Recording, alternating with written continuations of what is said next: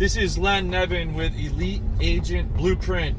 It is Monday. It's time for a little bit of Monday motivation.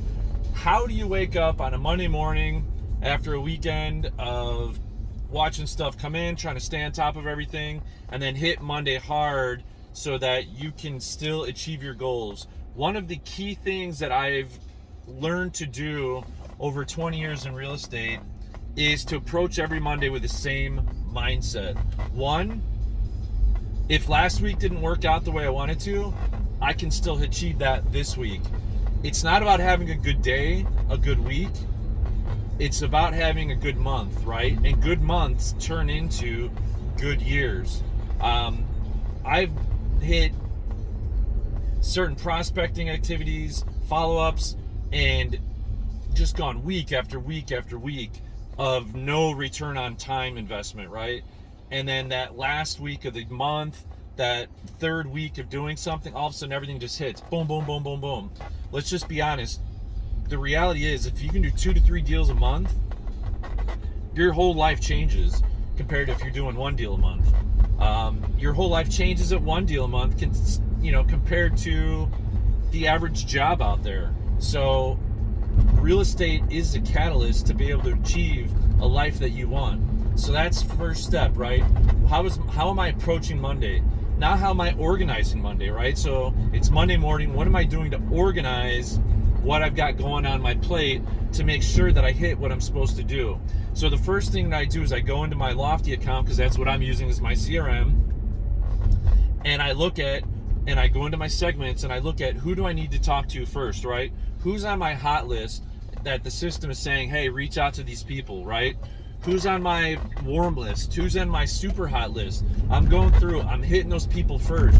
I want to identify by like 10 o'clock on Monday morning, I want to identify who it is in my system that I can be either putting under contract as a buyer this week, or who's going to be signing a listing agreement this week. I need to identify that really quick. In fact, you should really be doing that on Sunday night before you go to bed. And then what you're doing on Monday is you're attacking it and you're talking to those people.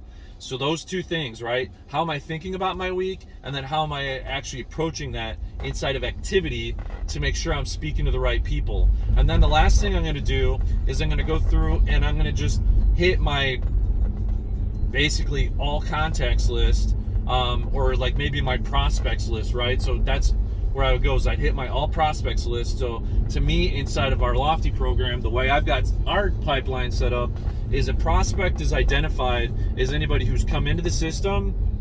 I've reached out to them, but they've yet to respond. And so I'm going to go through that and I'm going to just sort by lead score, and I'm going to just hit those people who are up at the top, just check out what they're looking at, try to send them some messages, try to trigger some sort of a response. So those 3 things on a Monday morning are going to make the difference in your week and turn you in from a 4 to 5 year